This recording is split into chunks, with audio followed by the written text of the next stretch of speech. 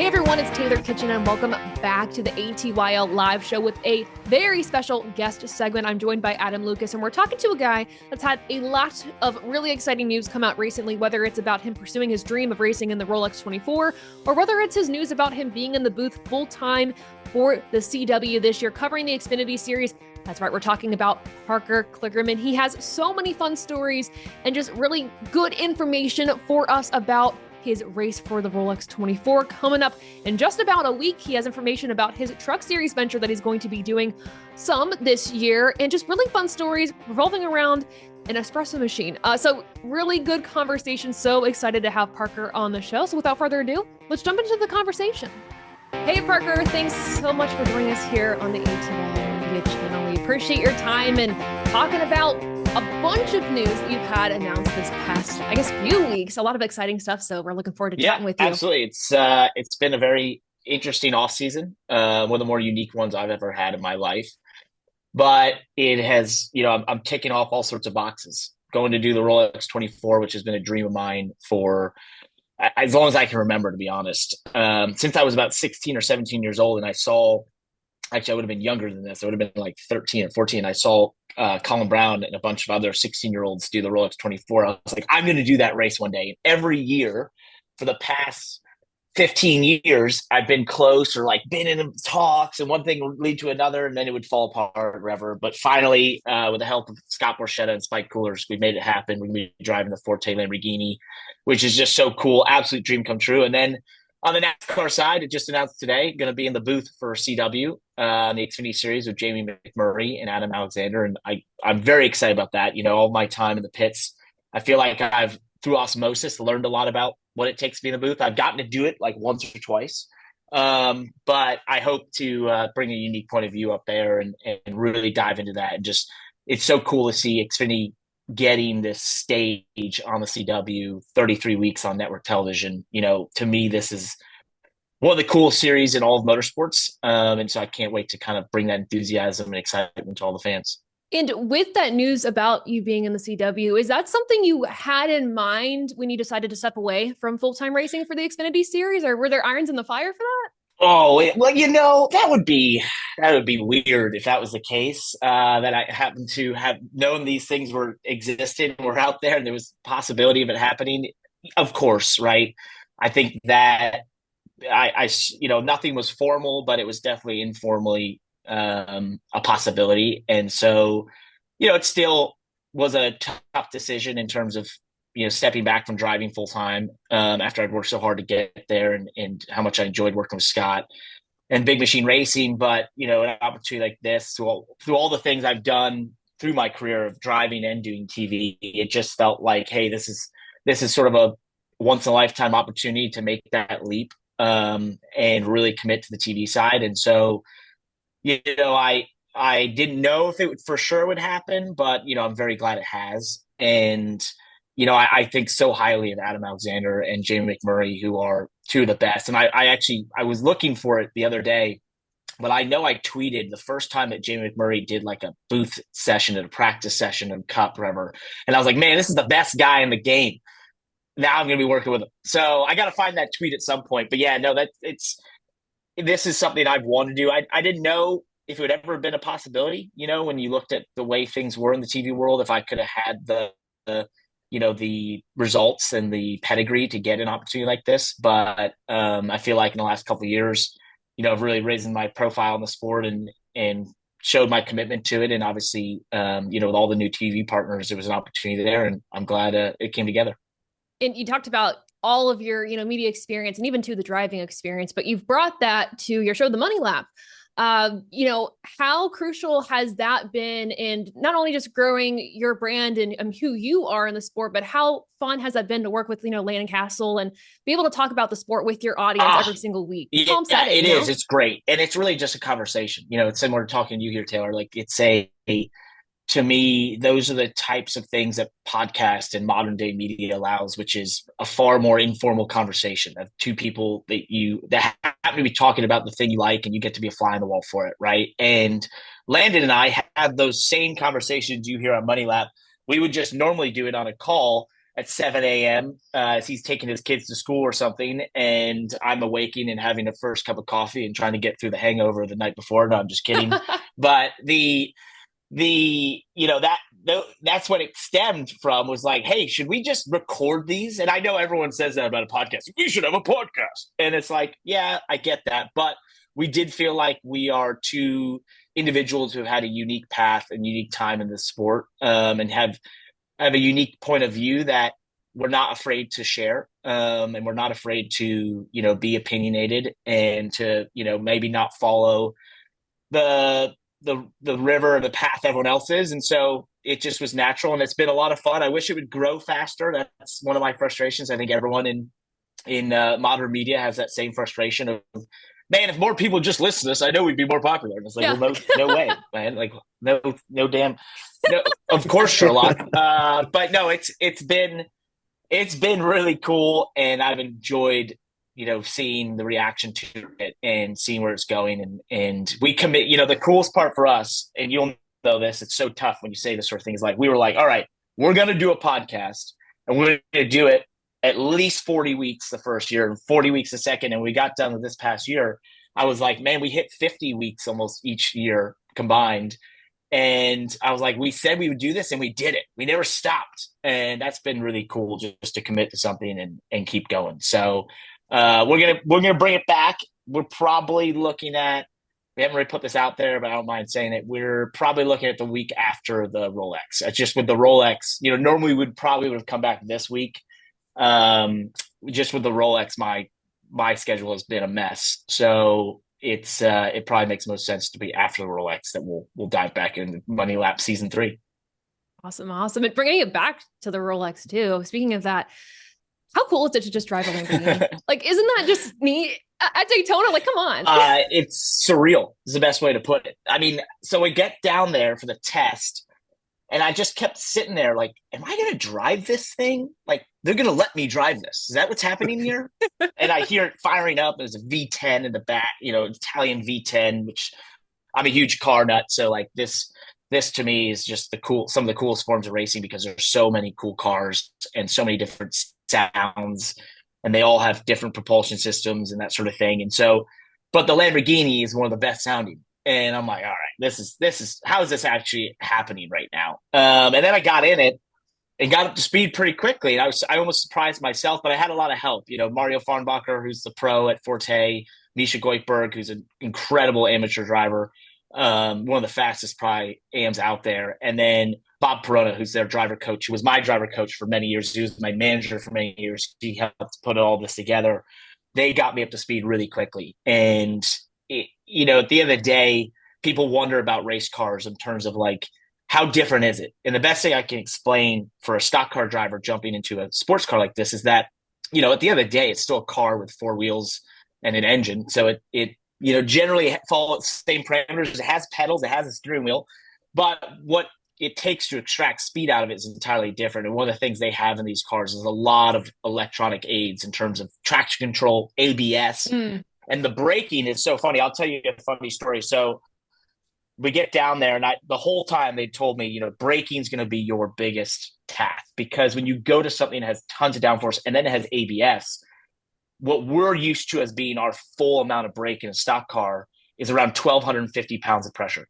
In this car, you've got to be able to get to 2,000 pounds of pressure. So it's basically doubling what we've ever done in stock cars. And that sounds rudimentary, but when you really break it down, it's tricking your brain that for the last 15 years, the hardest you'd ever hit a brake in a moment into a hairpin corner at Coda in a stock car, now double that. And now you have to do it within probably less than a tenth of a second. So that's been a tall task for me. When we got done with the test, though, we looked at all the data, and my peak pressure in the car, even though I went fast, I was able to create lap time. My peak pressure, brake pressure, was 1,250 pounds. So I've got some work to do. My brain and my body knows 1,250 pounds really well. It's still trying to explore what's beyond that. But that's just one small fraction of it. There's all the systems inside the car you have to learn, and because it's less about the team making adjustments and more about you in the car adjusting traction control, ABS, all these systems, bunch of acronyms that I'm not going to dive even further into, but I sound like a financial trader with all the acronyms. Next thing is like CPI, and it's like, what is this guy on to do? Uh, um, yeah, so it's a ton to learn, but I've enjoyed every season. It's just surreal going through the bank in the night, and I'm going through 3 and 4 NASCAR 3 and 4, and I look up and the moon is out, and I had a chance to look at the moon, and I was like, I've never driven through the banking of Daytona and had a chance to look at the moon. Normally, there's 38 idiots around me trying to wreck me, or I'm trying to wreck, and I was like, holy, this is incredible. So it's just been a really cool experience. So going with the sports car mantra now, Mm-hmm. have you been using a lot of I guess iRacing practice to kind of gear up and get yourself ready for Daytona? That's a great question. So I did it beforehand. I then figured out what the brake was like and tried to tune my brake and my sim rig to what the Lamborghini is. I didn't have a ton of success with doing that. But then when I got back, which is so funny, I find this every time I drive a new race car or a new track, is that you go and do it in real life and then come back and you're faster in the sim. Sure enough, I was about a second faster in the sim after I'd done it in real life. But myself and James Hinchcliffe, who's going to be in a Lamborghini as well in the GTD Pro category, were on the sim yesterday messing about, and it's good, it's helpful, right? But these cars, the tough thing for iRacing is that these cars are so technologically advanced and those software systems are changing so rapidly that they do a great job of giving you the base of like, what is it like to drive a GT3 Lamborghini? There's no doubt they replicate that really, really well.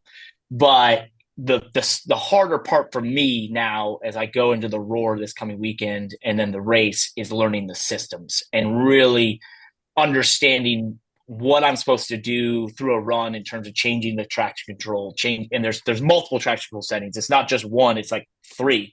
And so you have to really understand how those work, when to use them, when to not use them, and that to me is probably my biggest task aside from the brake stuff as I go in the Roar, because they try to replicate that a little bit, but just to give an example, there was a massive change just this year in the cars where they went to these things called torque sensors, and there's all this energy management stuff that's going to sound, everyone's eyes are going to glaze over, but nonetheless, it's super technical, and so you have to there's no way they could keep up with that quickly. So that's the type of thing where I just have to be in the race car and studying to get ready for, but they do replicate it well. When you study these things too, do you have like a sheet of paper that you're like looking at before the race, like you're studying almost like a test, or is it truly just in the race car? No, you have a manual. Yeah, you got a manual and all these things that are describing them. And the best part is I find it to be so endearing is it's a lot of Lamborghini's an Italian manufacturer, and so a lot of it is a translation from Italian to English, which is fun to experience. And a majority of our team is Italian, which I discovered on the first test day. There was this machine inside the hull that was the most massive, intense coffee machine I've ever seen. And I was like, what is this? And like, oh, that's the espresso machine. Oh, perfect. And I was like, oh, and it was running at full chat the entire test day. And what I learned is Italians really, really love their coffee and are very particular about their coffee. And I did try it. It was incredible coffee, but I did hear a funny story where at one point last season that thing broke, and about 6 or 8 of the guys that would be working on the car were all working on the coffee machine. Oh my God. So it's one of the most important parts to our race team. But sure. No, that my point of bringing that up is there is definitely a mix of cultures in this type of racing, which is so cool for me because when I first got into motorsports, the first racing series I fell in love with was F1. This is like 2000-ish, 1999. And then I became a massive NASCAR fan as well. And I always knew NASCAR existed, but I think that was like the first thing I glommed onto. I really wanted to go to Europe. I wanted to go race an open wheel in Europe, but I just didn't have, it's not the path that was put in front of me in terms of my driving career. But it feels a little bit like I got there now with this team and it being the Rolex 24 and just all the cultures and how much European influence there is. So it's been such an experience. I have a new term for the race, which is not the 24 hours of Daytona. It's the 24 days because it seems like we've been working on this for more than a month and we still got like 6 days of practice still coming up. Remember, I'm down in Daytona for what it seems like I live there now.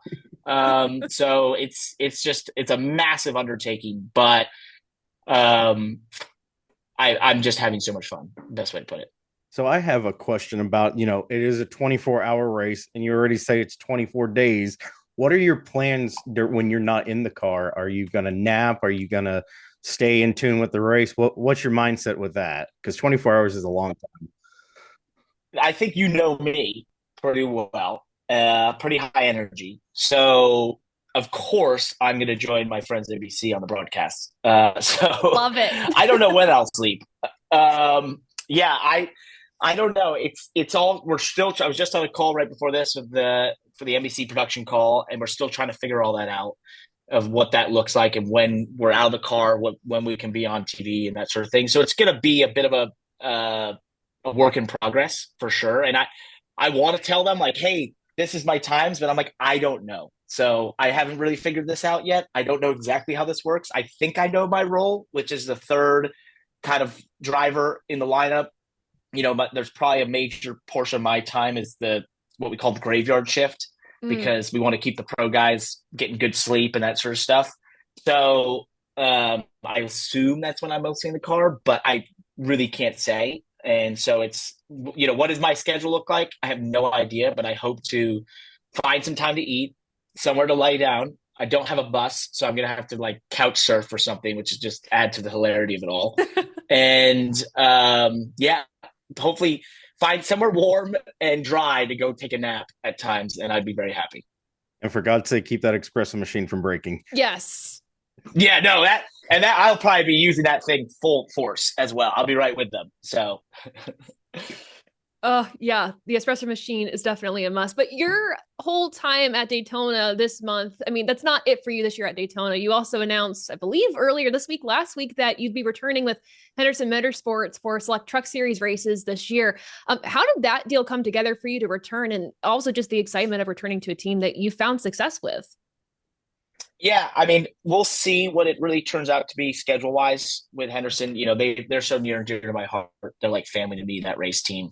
Obviously, they have given me so many opportunities and we've done so many cool things together.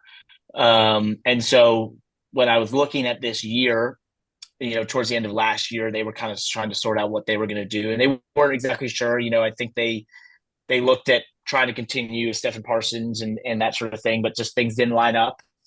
And so they just said, would you be interested if we could make it happen? And I said, yeah, absolutely. I'd love to go drive some truck races. So it looks like we're going to do that. So I don't know exactly which ones and which I do believe, I can say pretty confidently we're going to be at Daytona. And then what it looks like past that, I don't know. We have a sort of an intended schedule, but it does change by the day with my schedule as it changes. So there's still some more TV commitments that will be coming out in the coming weeks and months. So I think I've used the term fluid with my truck schedule, in that it will be slightly fluid, but I will do as many as I possibly can for those guys. I love them. I love Chris Carrier. I love that race team, that family, and Food Country USA and everyone that's part of it. And, I hope we can find some of the success we had in 2022 and 21 and that 2020 in that era, because they just make me so happy for them. More so than myself. And selfishly for myself, I get to go do some races, which keeps me a little bit more, just in tune with what's happening. I think for my main job being in the booth, the CW, just doing even a couple races keeps that mindset a little bit, just keeps me thinking about things driving wise, keeps me, finding things, whatever. So I hope, it all works out that we can do a fair amount. But if I had to guess, I'd say it's basically a handful. But we'll see. Never know. So let's take a moment and let's go back to Parker Kligerman 2010. What would he think of the career path that you've had right now? Oof. That's a great question. He'd be a little disappointed in the lack of wins. There's been a couple, but not enough. There's never enough, as you guys know.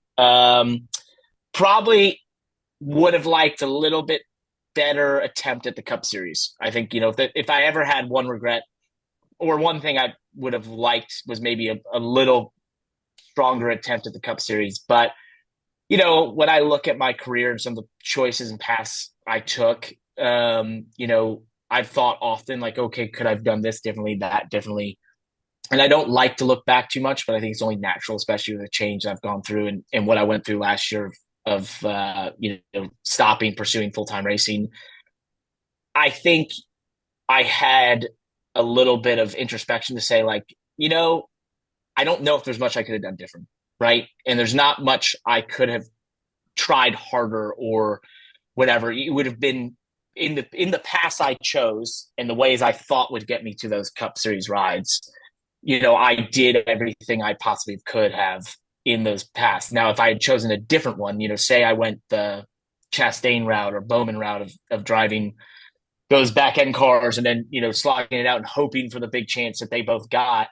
Yeah, I mean, that could have been a different path. But I didn't. And so I can't look back, can't change it now. I'm proud of what I've done in this sport. I do really enjoy the dynamic, how dynamic my life is and schedule and being a part of the TV realm. And I've really, really fallen in love with being a part of TV and entertainment and that sort of stuff because I find that I just enjoy it. It makes me happy. And I do feel like I'm probably one of the biggest motorsport fans in the world, like easily in the top 0.1% of motorsport fans in the world. So it's only natural if I'm going to be watching them anyway, I might as well do it with a microphone and try and take some of that enthusiasm to the fans. And I actually found this sport on TV. So the way I found racing was we got Speed Vision when I was 9 years old when we got cable. No one in my family had ever heard of racing, anything like that. And I saw racing for the first time on TV. So it's probably destined that I would end up majority of my time and effort be focused on the TV side and the media side. But at least I got to drive a little bit and still will. But I think he'd be proud, at least of where I've ended up here, but there's definitely that one thing that will always sit there, and I'll have to deal with that forever, is just the not getting that real chance at the Cup Series. I feel like I subscribe to this mentality because it helps me sleep a little bit easier, but the decisions you make and where you go in life, it's all for a reason. You made certain choices to get you where you are today, and today you're able to have a multifaceted career, broadcast, race car driver, crossing off a bucket list race for you for the Rolex 24. So, I mean, having all of that just kind of in perspective and also looking ahead with the bucket list thing, are there any other races that you would love to compete in that you would like to potentially see on your schedule in the future? Well, I was sitting on the pit box the second day of our test and watching this all go down, and I was in between I was probably one away from getting back in the car, one run, and I sat there and I thought, we got to go do Le Mans. So I've always wanted to do that one, but Le Mans 24 hours, I hadn't even done the 24 hour yet. I was like, we got to go do it. We got to go do it. So I would put that on the bucket list. I've always had a dream of being able to go do some of the biggest endurance races in the world. I think I've always watched them. I love them. I think endurance racing is so cool. It's so gritty and it's such natural racing. And it's such a unique thing in sports, let alone motorsports. That just tests human and machine at the to the breaking point essentially. So I definitely would love to attempt to do more of those, and I truly love motorsports in general. So there's so many out there. I don't know if I could even make a bucket list, but the idea of going and seeing Bathurst, maybe I do one of those endurance. I always want to do the Bathurst 1000. I don't see that happening, but I would see a Bathurst 12 hours sort of thing. I want to go experience racing all around the world because to me, racing is one of the most diverse sports there is because it comes in so many shapes, forms, sizes, smells, sounds, whatever. So, I love the top levels of NASCAR and IndyCar and F1 and top level sports car, but I also love some of the other stuff out there that's around the world. I'd love the chance to go do that and experience them. And so we'll see if all comes together in the coming years. I'm still young. I'm only 34 as of August last year. So I'm kind of doing this at an accelerated rate. I guess normally you would be going to the booth around 40 something. So I've got like a 10-year buffer possibly to mix a lot more stuff in. We'll see. And last but not least, for anyone who's wanting to get into broadcasting racing, somebody who wants to do it all, I'm a person who I feel like I have to do a little bit of everything. What's your advice that you would give to those just wanting to break in to the industry? make content. That's, and like you guys are doing right here, right? You guys have committed to making content, which is so impressive, and congratulations to both of you and everyone who chooses to do this, because it's not an easy thing. You got to commit to it. You got to be consistent. You got to be creative. You got to keep pushing the boundaries, that sort of thing. But at the end of the day, if you want to be where you are or what I've been, it really comes down to content. If you want a quick story of just how that works, I got my first role in TV through content, which was that I was writing for jalopnik.com, doing basically a column for them. And a producer at NBC saw it and read it and said, I think this guy would be good on TV. And they reached out to me, and that's what started my TV career. I'd also done a little YouTube stuff, but literally making content is, if you want a job in media or to be a part of this from a broadcast perspective, wherever, you've got to go make content, and you've got to do it consistently. And don't let the world put you down. Just keep putting out the content you want to see in the world, and I'm sure there's an audience for it. So that would be my best advice. It's simple, but it's to me the only way that any of this sort of happens. 100%. Content has become so important to my career too. It's helped boost me up. So I definitely 100% appreciate that advice, and I will second that as well. Content is for sure super important. But Parker, thank you so much for joining us today on ATYL Media, and we wish you the best with everything you have coming up with the Rolex 24 and beyond. Awesome. Thank you guys for having me. Best of luck with everything, and it's going to be an awesome 2025 in the motorsports world. Can't wait to dive into all of it. Absolutely. Thanks so much. Thank you, Parker. I want to thank Parker yet again for joining us on this very special guest segment of the ATYL live show. Of course, to know more about us, make sure to go to AboveTheYellowLine.com and make sure to follow us on all social media platforms at ATYL Media, at Above the Yellow Line. And for me personally, go to @_TaylorKitchen_ on all social media platforms. Thanks so much for your support. And until next time, see ya. Bye.